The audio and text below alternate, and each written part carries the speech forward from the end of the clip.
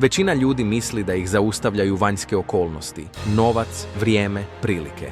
Ali istina je drugačija. Najveći neprijatelj tvog uspjeha nisi ni ti, nego tvoj krug ljudi. Gledaj oko sebe. S kim provodiš najviše vremena? Jesu li to ljudi koji te podržavaju, motiviraju i tjeraju da rasteš?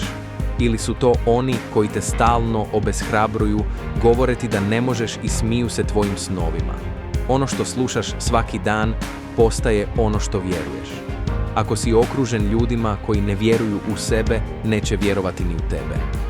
Zato napravi jednu stvar, izgradi svoj krug. Okruži se ljudima koji žele više, koji te guraju naprijed i podsjećaju te koliko vrijediš. Jer tvoj uspjeh ne ovisi samo o tebi, nego i o onima koji su pored tebe.